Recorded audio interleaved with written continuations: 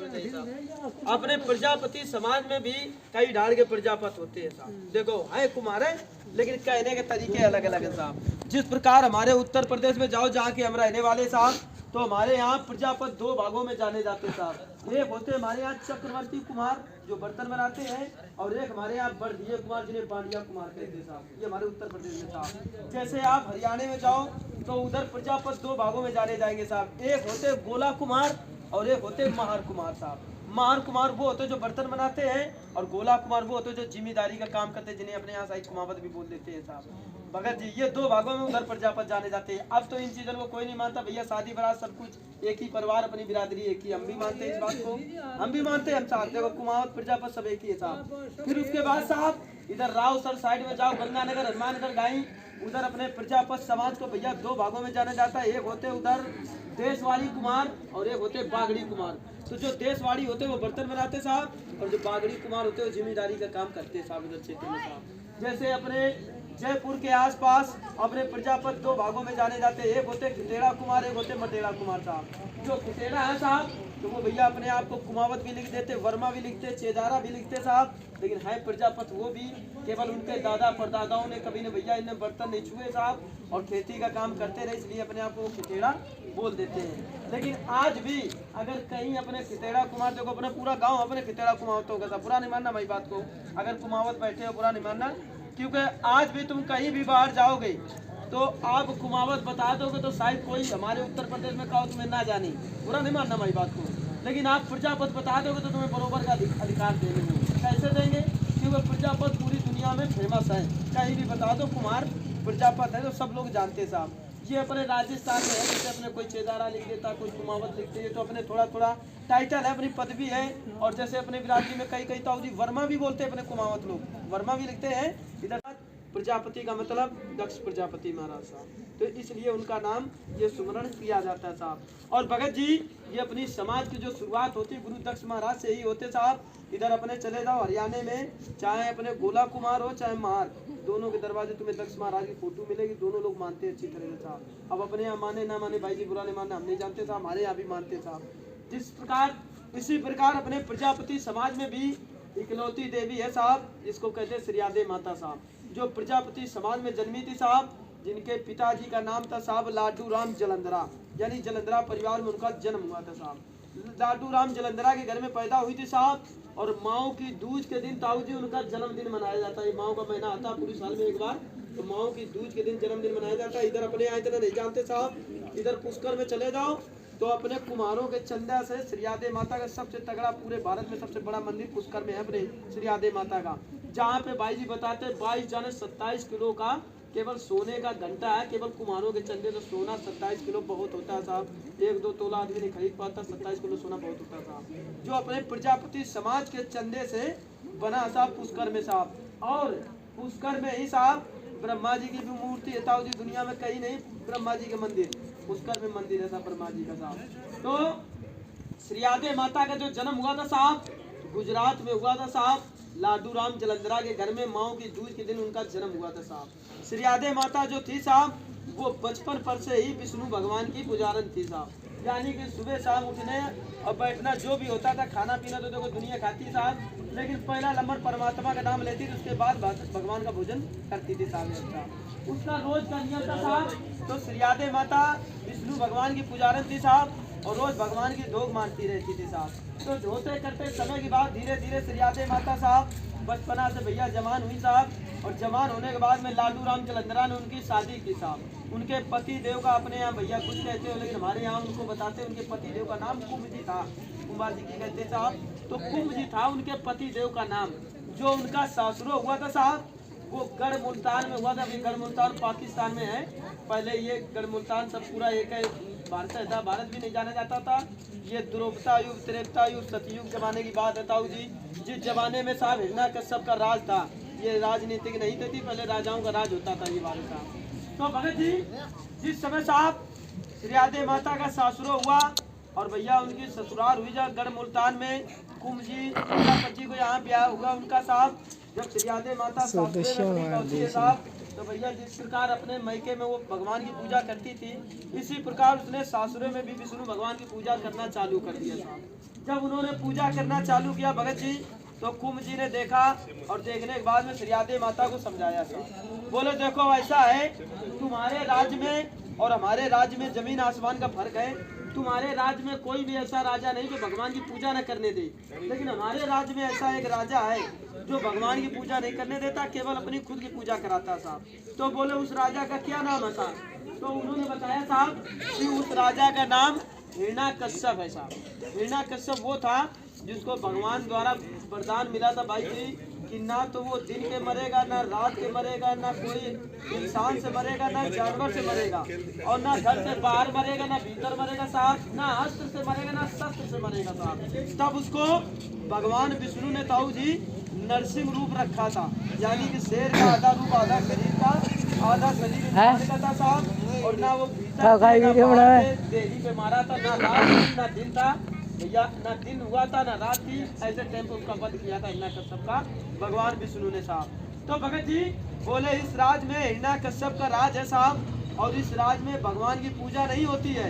और तुम श्रीयादे ऐसा कर्म मत करो जो तुम्हारे चक्कर में हमारे पूरे परिवार का वंश खत्म हो जाए, क्योंकि अगर वो जान गया कि इस राज में भगवान की पूजा होने लगी तो वो पूरे परिवार को खत्म कर देगा साहब, क्योंकि वो राक्षस जाति है, उसके दया धर्म नहीं है साहब। श्रीयादे माता बोली ठीक है, हम ऐसा कर्म करेंगे कि ना तुम्हारे परिवार पे चोट आएगी और हमारा भी धर्म बना रहेगा साहब। तो उन्होंने क्या किया साहब, एक मिट्टी का बर्तन, यानी गगरी कहते हैं हमारे यहाँ साहब, मिट्टी का बर्तन लिया। उस बर्तन के अंदर उन्होंने विष्णु भगवान की एक मिट्टी की मूर्ति बनाई थी भाई जी साहब। वो मूर्ति बनाई थी साहब, तो जब भी सुबह शाम भगवान की वो धोख मारती थी साहब,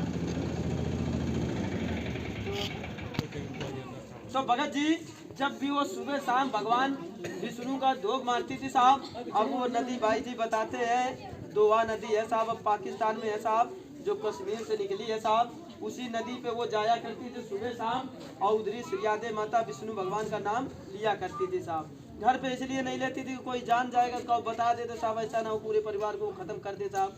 तो श्रीयादे माता भगवान का नाम लेने के लिए नदी पे रोज सुबह शाम जाया करती थी। और इधर जानते थे सभी लोग कि पानी भरने जाती साहब, पानी के बहाना भगवान का नाम ले आती थी साहब। एक समय की बात साहब कि इधर से श्रीयादे माता पानी भर के नदी से वापिस आ रही थी साहब, और इधर से हिरण्याकश्यप जा रहा था नदी साइड को साहब पानी आने के लिए साहब, या कहीं घूमने टहलने के लिए जा रहा था साहब। उसकी नजर पड़ी कि श्रीयादे माता मटका लेके जा रही साहब, तो उसके पास में पहुंचा वो, और उसने कहा इसके अंदर तुमने क्या डाल रखा साहब? तो श्रीयादे माता डर गई, उसने सोचा इसको अगर बताते मूर्ति है तो ये गजब कर देगा। तो उन्होंने एक बहाना बनाया कि इसके अंदर पानी है। तो बोले अगर पानी है इसके अंदर तो वो पानी हम पीना चाहते हैं, और वो हमें पानी पिलाओ और हम पिएंगे साहब। जब इस प्रकार जब उससे कहा साहब श्रीयादे माता से, श्रीयादे माता ने मन में सोचा पानी तो है नहीं साहब, इसमें पिलाएं तो क्या पिलाएं इसको, अगर इसने देख ली फोटो तो गजब कर देगा साहब। तो उन्होंने कहा साहब कि अगर तुम 5 मिनट का हमें टाइम दो तो हम पानी आपको पिला सकते हैं साहब। बोले नाटना भी मतलब धर्म का काम नहीं होता, अगर पानी को नाटना भी नहीं चाहिए। तो श्रीयादे माता बोली हम नाट भी नहीं सकते हैं और पिला भी नहीं सकते क्योंकि पानी भी नहीं इसके अंदर। तो उन्होंने कहा मैं 5 बेटा वो मोबाइल भी, तो उन्होंने कहा साहब कि 5 मिनट का हमें टाइम दो और हम तुम्हें पानी जरूर पिलाएंगे। बोले चलो जो तुम्हारी इच्छा वो आपको 5 मिनट हम देते साहब। तो उन्होंने 5 मिनट का टाइम दिया श्रीयादे माता को साहब, और श्रीयादे माता ने इतनी तगड़ी भक्ति थी साहब, बचपन पर से भगवान की थी। उन्होंने कहा ताऊ जी कि देखो बचपन पर से है विष्णु, हमने आपकी सेवा की है और जिंदगी में हमने कुछ नहीं मांगा है आपसे। दुनिया कहती हमें राजा बना दो, हमें ये इतना पैसा दे दो, हमें बलि बना दो, ना हमें बलि बनना ना राजा बनना, केवल हमारी ये इज्जत रखो आज कि ये जो मटकी के अंदर से है पानी निकल जाए और पानी बन के प्रभु इसके शरीर के अंदर चले जाओ ताकि इसकी प्यास बुझ जाए और हमारे ससुरे वालन की हमारी इज्जत सबकी बच जाए। और नहीं अगर ये जान गया तो हमारे ससुरे में कोई नहीं बचेगा, हमारे इसका पाप हमारे लदेगा कि हमने मना भी किया था कि तुम भगवान की पूजा न करो, तब भी तुमने पूजा करी तो आज हिरण्याकश्यप ने पूरे परिवार को खत्म कर दिया, तो ये पाप हमारे सिर पे लदेगा। तो ये परमात्मा हमारी नैया पार लगाओ साहब। तो ताऊ जी पहले के तपेश्वरी आदमी होते थे, कहते थे देखो भगत है तो भगवान है ताऊ जी, और भगत नहीं तो भगवान कहीं नहीं साहब, बुरा नहीं मानना हमारी बात को साहब, भगत है तो भगवान है, मानेगो तो भगवान है, ना मानो तो भगवान है, ये नहीं साहब। तो साहब पहले के जमाने के ऐसे थे कि तपे जो तप करते तो मन से करते थे साहब। अब तो ये हुआ कि साहब तो वर्दी पहले रहे भैया, पीला वस्त्र चंदन लगाए रहे और घंटी हिला रहे हैं, यहाँ पे बालाजी की चिंता लगी रही, कहीं भैंस ना छूट गई हो, कहीं बकरी ना छूट गई साहब। तो ना भगत बचे ना भगवान बचे ताऊ जी, सब तो एक सार नहीं है। आज भी है कुछ लोग है, ऐसी बात नहीं है कुछ, लेकिन है कितने रुपए में 5 पैसे, बाकी 95 पैसे सब ढीले ढाले हैं साहब। तो भगत जी तुरंत भगवान का नाम लिया श्रीयादे माता ने साहब, और भगवान की ऐसी महिमा हुई ताऊ जी कि वो मूर्ति जो थी वो विष्णु भगवान की मूर्ति एक पानी का आकार लेके उसके साहब हाथे में आ गई, यानी कि पानी बन गए भगवान। और पानी बनने के बाद में हिरण्याकश्यप ने वो पानी पिया ताऊ जी। पानी पीने के बाद में फिर हिरण्याकश्यप जब घर पे गए थे तब जाके उनके घर में साहब बताते, भैया मैं पढ़ा है, देखा तो नहीं है साहब, और पढ़े में बताते ताऊ जी कि रावण की 10 शीश 12 भुजाएं थी, देखी तो किसी ने नहीं, बताते 10 शीश 12 भुजाती सर अब। तो इसी प्रकार हमने भी पढ़ा साहब। तो वही पानी द्वारा प्रहलाद भक्त का जन्म हुआ था हिरण्याकश्यप के घर में, क्योंकि विष्णु भगवान का अंश था जो मूर्ति द्वारा वो हिरण्याकश्यप के शरीर में प्रवेश हुआ था जाके साहब। जब वो उनके घर में प्रहलाद भक्त का जन्म हुआ था ताऊ जी, और फिर जब प्रहलाद भक्त का जन्म हुआ साहब तो श्रीयादे माता का कर्म क्या था साहब कि जिस प्रकार आम प्रजापत लोग रोज भैया बर्तन बनाते साहब, इसी प्रकार उनके पति न श्रीयादे माता रोज बर्तन का ही काम करती थी भाई जी, बर्तन बनाने का साहब। तो ये बर्तन जैसे बनाते थे तो इनका रिकॉर्ड था कि 3 महीने बर्तन यानी कि बनाते थे, 6 महीने बर्तन बनाते थे और 6 महीने में बर्तन पक के तैयार होते थे, यानी तीसरे दिन बर्तन पक के तैयार होते, 3 दिन में बर्तन पकते थे जाएंगे साहब। तब की बात है साहब, आज माता का जो कर्म था बर्तन बनाने का काम था। उनके जो पति थे वो भी बर्तन बनाते थे, यानी 6 महीने बर्तन बनाते थे, 6 महीने बर्तन पकने के लिए छोड़ते थे साहब। यानी कि पहले 6 महीने बर्तन बना के इकट्ठा कर लेते थे, फिर उसके बाद बर्तन तीसरे दिन करके 6 महीने बर्तन पकाते रहते थे साहब। तो इसी प्रकार साहब जिस समय बर्तन बन रहे थे, बनने के बाद में सारे बर्तन जब बन चुके थे, बनने के बाद में सब रखे, कोई बारमदे में कोई कहीं, तो कहीं से भैया पता नहीं कहाँ, तो खुदा ने कहा था भगवान की लीला कि एक बर्तन के अंदर बिल्ली अपने बच्चे ब्याह गई साहब। 2 बच्चे उस बर्तन के अंदर बिल्ली ब्याह गई साहब, और बिल्ली बच्चे ब्याहने के बाद में वो तो चली गई भैया, जिस प्रकार हम आप आड़ी करने से बेचारे पेट रोटी के लिए इधर उधर चली गई साहब। श्रीयादे माता ने क्या किया, सारे बर्तन थे साहब, सारे बर्तन कुंभ जी के साथ में लेकर और सारे बर्तन आवे में लगा दिए साहब। केवल एक बर्तन वो छोड़ दिया जिसमें साहब बिल्ली के बच्चे भी आई थी साहब, बिल्ली साहब। वो बर्तन को उठा के उन्होंने बारमदे में रख दिया साहब, और बारमदे में रखने के बाद में और वो श्रीयादे माता बोली भैया हम तो जा रहे भगवान के भोग मारने के लिए नदी पे, आप ऐसा करना जितने बर्तन सब आवे में चढ़ा देना, और चढ़ाने के बाद में हम जब लौट के आएंगे पहुंचे तो सब लोग मिलके आग लगा देंगे, बर्तन पकने की तैयारी करेंगे साहब। बोले ठीक है कुंभ जी, बोले जाओ आप जाओ जब पूजा साहब। तो वो तो चली गई उधर श्रीयादे माता। कुंभ जी ने सारे बर्तन लगाए साहब, लगाते लगाते उनको दिमाग में नहीं रही कि इसके अंदर बिल्ली के बच्चे साहब, तो जिस बर्तन के अंदर बिल्ली के बच्चे थे बारमदे में रखी थी मटकी, वो भी उठा के उन्होंने आवे में लगा दी जाके साहब। जब वो सारे बर्तन लगा दिए आवे में साहब, तो भैया उधर से जैसे पहले के जमाने में ताऊ जी राजाओं का राज होता था, अब तो ये पुलिस का राज है, नहीं पहले राजाओं का राज होता था साहब। राजा अपने राज में इन बिरादरियों को शरण देता था, जैसे प्रजापत रखे जाते थे बर्तन के लिए, नाई रखे जाते थे बाल कटिंग के लिए साहब, माली फूल के लिए, कार पानी भरने के लिए, सब सारी जातियों को राजा अपने राज में शरण दिया करते थे साहब, ताकि कोई भी राजा ये न कह सके कि तुम्हारे राज में इस चीज की कमी है। तो इसलिए इन बिरादरियों को प्रजा समझ के शरण दिया करते थे साहब। तो हिरण्याकश्यप भी कुंभ जी प्रजापति जी को अपने यहाँ राज में लाए थे भाई जी, केवल बर्तन बनाने की वजह से साहब। तो जैसे वो जिस प्रकार राम बच्चे खड़े होकर देखने लगते कि कैसे बर्तन बनते कैसे नहीं बनते साहब, इसी प्रकार प्रहलाद भक्त भी श्रीयादे माता के पास में कुंभ जी के पास में खड़ा होकर बर्तन देख रहा था पकने की तैयारी कैसे हो रही साहब। तो बर्तन पक रहे थे साहब, और बर्तन पकने की तैयारी भाई साहब, यानी कि लकड़ियों में आग लगा रहे थे साहब। और जब आग लगी तो साहब जिस बर्तन के अंदर बिल्ली के बच्चे थे तो उसमें ताऊ जी तड़पने की कड़कड़ाहट की आवाज आई साहब। प्रहलाद भक्त की नजर पड़ी, उसने देखा कि इसके अंदर बिल्ली के बच्चे साहब। तो उसने श्रीयादे माता से कहा साहब कि अब दुनिया में कहते हैं, अब तुम्हारे परिवार के लोग कुछ लोग कहते हैं कि हिरण्याकश्यप कोई भगवान नहीं है, और भगवान है तो केवल कोई बोले विष्णु है, कोई कहते भोलेनाथ है, तो हम नहीं जानते इन भगवानों को, हम तो केवल जानते हैं कि हमारा पिता भगवान है। और अगर तुम्हारे भगवान में किसी की शक्ति है तो जिस प्रकार ये बिल्ली के बच्चे इसमें जिंदा जलने जा रहे हैं, अगर ये बच्चे जिंदा निकाल के दिखा दे तुम्हारा भगवान, तो हम भी जान जाएंगे दुनिया में परमात्मा है, और हम भी भगवान की पूजा करेंगे।